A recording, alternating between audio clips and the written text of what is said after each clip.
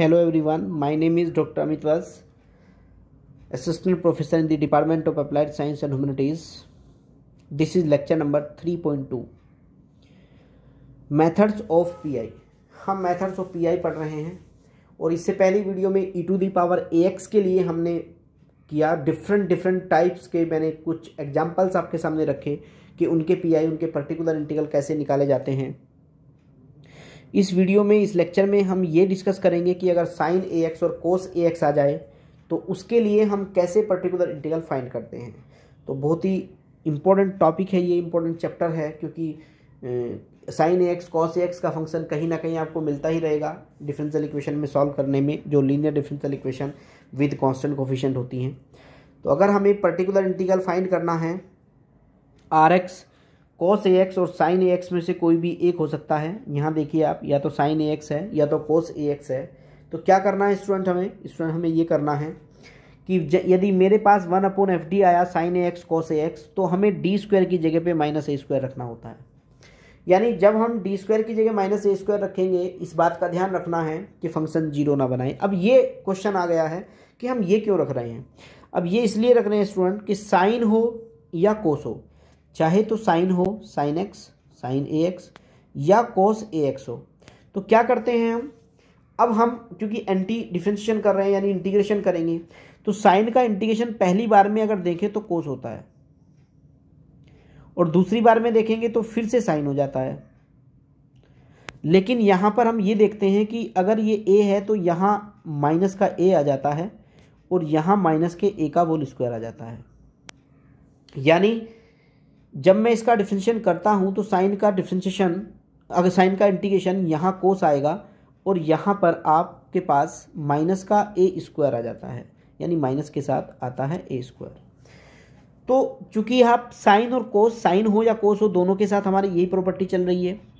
ये दूसरी बार में दूसरे इंटीग्रेशन में एज इट इज आ जाता है, लेकिन एक चेंज आता है केवल कि माइनस का ये a स्क्वायर हो जाता है। यानी जहां d स्क्वायर बने मैं वहां ये रख करके अपनी प्रॉब्लम को सॉल्व कर सकता हूं। लेकिन स्टूडेंट मैंने ऐसा नहीं कहा कि अगर d स्क्वायर की जगह पे आपको -a स्क्वायर रखना है तो d की जगह पे square root of -a square रख देना है। नहीं, ये नहीं रखना है, इसको नहीं करना है हमें केवल और केवल d स्क्वायर की जगह पे -a स्क्वायर रखना है। अब आपके मन में क्वेश्चन चल रहा होगा कि सर अगर मैं केवल d स्क्वायर की जगह -a स्क्वायर रखूंगा तो मेरी डिफरेंशियल इक्वेशन में खाली d स्क्वायर तो आता नहीं है कि खाली d स्क्वायर आएगा और मेरी प्रॉब्लम सॉल्व हो जाएगी। तो कोई बात नहीं है स्टूडेंट, उसका भी अल्टरनेट निकालेंगे, एग्जाम्पल्स को देखेंगे और चलते जाएंगे कि कैसे कैसे मुझे करना है, कि कुछ क्वेश्चन की वेरिएशंस देनी पड़ेंगी। यानी मैं पहले ये लेकर के चल रहा हूँ कि अगर sin ax और cos ax आता है तो बस मुझे इतना ध्यान रखना है अभी कि d स्क्वायर की जगह -a स्क्वायर रखना है और वो फंक्शन जीरो ना बनाए। उसके बाद क्या करना है उसको भी अभी डिस्कस करेंगे। तो मैंने आपके सामने एक प्रॉब्लम रखी है स्टूडेंट्स, ध्यान से देखिए। उसमें मैंने d square + 4y = sin 3x रखा है। तो अगर हम इस इक्वेशन को सॉल्व कर रहे हैं, सॉल्व यानी आपको CF और PI दोनों ही निकालने पड़ेंगे, कंप्लीट सॉल्यूशन चाहते हैं हम। तो अगर CF और PI दोनों ही निकालने हैं तो स्टूडेंट मेरी जो इक्वेशन है उस इक्वेशन में पहले मैंने ऑक्सिलरी इक्वेशन बनाई, रूट्स m ± 2 ओएटा आ गए और मैंने उसका CF लिख दिया है C1 cos 2x + C2 sin 2x। अब मुझे PI कैलकुलेट करना है sin 3x, यानी sin 3x का मतलब हुआ कि a की जगह पे 3 आ रहा है। मेरी डेफिनेशन में d स्क्वायर की जगह -a स्क्वायर रखा जाता है, यानी जहाँ d स्क्वायर आया, ये आया है d स्क्वायर, उसकी जगह पे मैं -9 रख दूँ। तो मैंने उसकी जगह देखिए -9 रख दिया है। -9 + 4 में होने से माइनस के 1/5 sin 3x हो गया, यानी PI कैलकुलेट हो गया। y = CF + PI is the complete solution. मैंने उसका सॉल्यूशन बना दिया है। तो इस तरीके से स्टूडेंट मैं देख सकता हूँ कैसे मेरा PI आएगा। लेकिन अब आपके सामने मन में आपके क्वेश्चन चल रहा था कि सर हर क्वेश्चन में खाली d स्क्वायर नहीं आएगा, कुछ d के साथ, d की पावर 1 के साथ भी तो कोई कोफिशिएंट होकर के इक्वेशन में आ सकता है। तो नेक्स्ट प्रॉब्लम मैंने यही रखी कि इस बार मैंने वहाँ पर 3d ले लिया है। तो 3d लेने के बाद मैंने देखा कि अगर मान लीजिए 3d यहाँ आ गया और मुझे केवल d स्क्वायर की जगह -4 रखना है, तो d स्क्वायर की जगह पर जब मैं -4 रखूँगा तो -4 देखिए ये वैल्यू इस वैल्यू से कैंसिल हो गई, तो 3d बचा रह गया। अब नीचे डी आने का मतलब क्या होता है, यानी ऊपर डी आने का मतलब तो डिफरेंशिएशन होता है, नीचे डी आने का मतलब इंटीग्रेशन, यानी कि मैं इस फंक्शन को इससे इंटीग्रेट कर सकता हूँ। अगर मान लीजिए आपको इंटीग्रेशन नहीं करना, अगर मान लीजिए आपको इसका इंटीग्रेशन नहीं करना, तो आप ये भी कर सकते हैं स्टूडेंट कि डी से ऊपर नीचे मल्टीप्लाई करें, और डी से ऊपर नीचे मल्टीप्लाई करने के बाद नीचे डी स्क्वायर हो जाएगा, ऊपर डी, ऊपर का डी उसको डिफरेंशिएट करेगा, और नीचे हम कोस के लिए डेफिनेशन दे सकते हैं। तो कोस की जो डेफिनेशन है वो डी स्क्वायर की जगह माइनस ए स्क्वायर रखना होता है, तो फिर से उसे रख के सॉल्व कर सकते हैं। यानी इसका मतलब ये हुआ कि अगर मेरे पास 3D यहाँ आ गया था, तो या तो मैं इसको इंटीग्रेट कर लूँ और या फिर डी से ऊपर नीचे मल्टीप्लाई करके उसका सॉल्यूशन बना लूँ। तो मैंने यहाँ पर इसको इंटीग्रेट किया है, तो साइन cos 2x का जो इंटीग्रेशन, कोस का इंटीग्रेशन साइन होता है, तो मैंने उसका इंटीग्रेशन में साइन बना दिया है, sin 2x/2। इस तरीके से हम अपना सॉल्यूशन निकाल सकते हैं।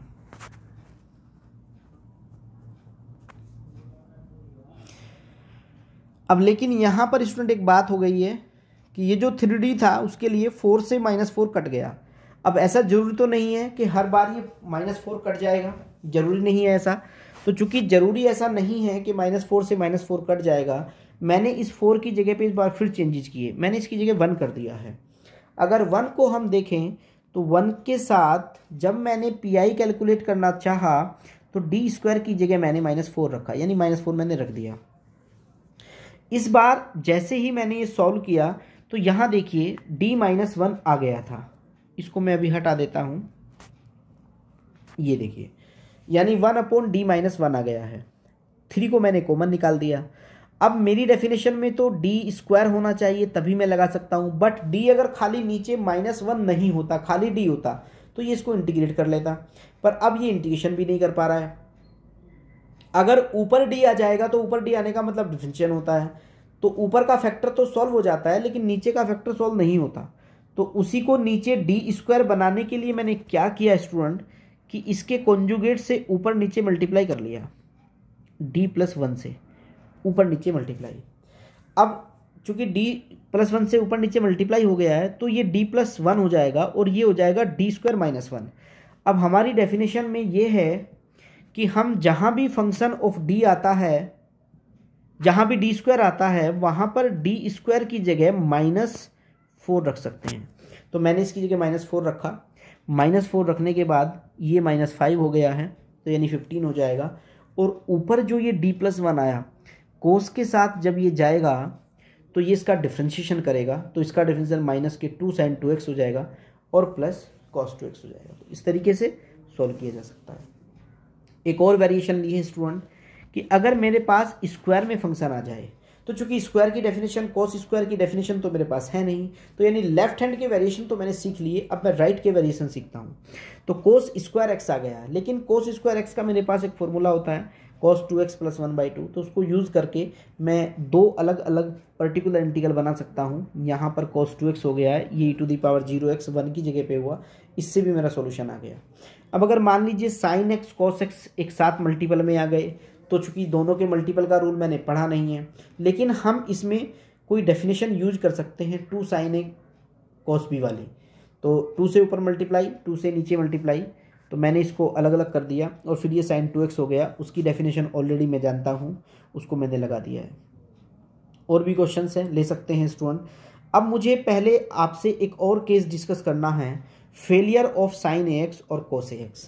अगर ये sin ax cos ax D square की जगह -a² रखने से फेल हो जाए, यानी मान लीजिए 1/fd sin ax और cos ax है, जैसे ही मैंने डी स्क्वायर की जगह -a² रखा, इसने 0 बना दिया। अगर ये 0 बना गया तो ये केस ऑफ फेलियर कहलाता है। तो केस ऑफ फेलियर में e⁻ के लिए हमने क्या किया, हमने ये किया था कि एक x से मल्टीप्लाई करके फंक्शन का डेरिवेटिव निकाल दिया था। फंक्शन के डेरिवेटिव में अब मुझे क्या करना है, जो फंक्शन का डेरिवेटिव आया स्टूडेंट्स, अब मुझे उसमें डेरिवेटिव में डी स्क्वायर की जगह -a² रखना है। अब यहाँ से भी दो केस बन सकते हैं, हो सकता है ये 0 के बराबर हो जाए, हो सकता है ये 0 के बराबर ना हो। अगर ये 0 के बराबर नहीं हुआ तो ये आपको आंसर दे देगा। यानी हम डैश में डी स्क्वायर की जगह माइनस ए स्क्वायर रख देंगे और अगर ये 0 हो जाता है तो फिर से मैं एक एक्स का मल्टीप्लाई करके नीचे के फंक्शन को यानी फंक्शन ऑफ डी को डेरिवेटिव करूंगा, उसको सॉल्व करूंगा। जैसे एग्जांपल में देखिए आप, मैंने d square plus 4y equals to sine 2x लिया है। तो अगर मैं यहाँ पर इसका इंटीग्रल निकालूंगा, डी स्क्वायर की जगह मुझे -4 रखना है। -4 जैसे ही डी स्क्वायर की जगह रखूंगा -4 + 4 0 हो जाएगा, यानी 0 हो रहा है। तो इसके लिए मैंने क्या किया, एक x से मल्टीप्लाई और जो ये फंक्शन ऑफ d था इसका डेरिवेटिव 2d हो गया, 4 का 0 हो जाएगा।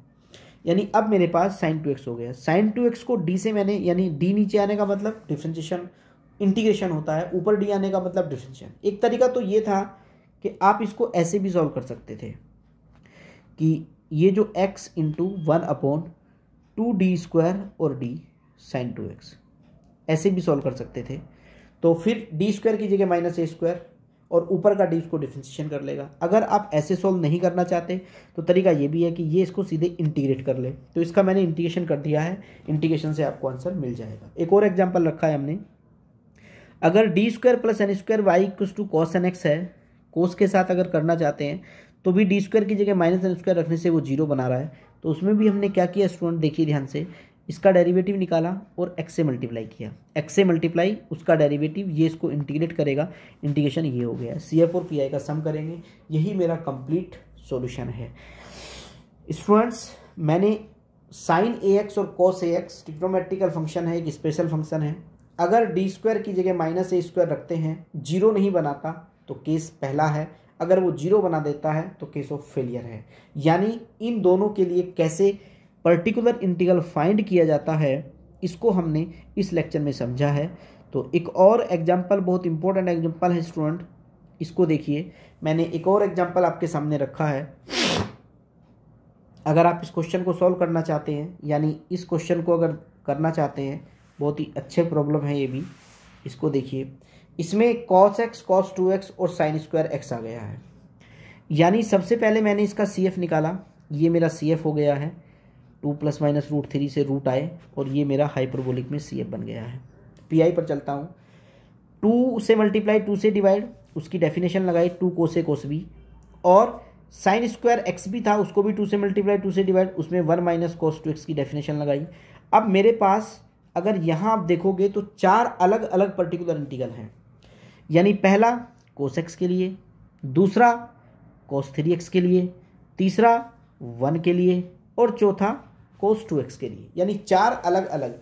अब मेरी कॉपी पे स्पेस इतना नहीं आ रहा था तो मैंने उसको एक साथ ना चलाते हुए 4 अलग अलग पर्टिकुलर इंटीग्रल फाइंड कर लिए हैं। चारों के रूल्स मुझे आते हैं, चारों के रूल्स को मैंने अप्लाई कर दिया, जिससे कि मेरी प्रॉब्लम सॉल्व हो गई है। एक और प्रॉब्लम का हिंट आपको देता है स्टूडेंट, बहुत ही अच्छी प्रॉब्लम है ये भी। d2y/dx2 + 4y = sin² 2x with the condition y of 0 = 0 and y' 0 = 0। तो पहले मैंने इसकी ऑक्सिलरी इक्वेशन बनाई और ऑक्सिलरी इक्वेशन m = ±2i हो गई है। तो रूट्स आ गए हैं, c1 cos 2x + c2 sin 2x, इसका सॉल्यूशन बन गया है। अब अगर मैं इसका PI निकालना चाहूँ तो 1 - 4 cos 4x 1 - cos 4x/2 हो गया है। चूँकि मेरे पास sin² 2x था तो उसके लिए मैंने फॉर्मूला दे दिया है। अब इससे 2 अलग अलग इंटीग्रेशन बन गए हैं, एक पहला 1 के लिए बना और दूसरा cos 4x के लिए। तो इसके लिए तो मुझे क्या करना है, d की जगह 0 रखना है, यानी इसमें तो मेरा जो फंक्शन होगा वो d की जगह पे 0 रखना है पर वो 0 ना बने। और इसमें मुझे क्या करना है, इसमें मुझे d² की जगह -16 रखना है, लेकिन जब मैं इसको रखूँगा तो ये 0 के बराबर नहीं होना चाहिए। तो मैंने इसका PI निकाल दिया है।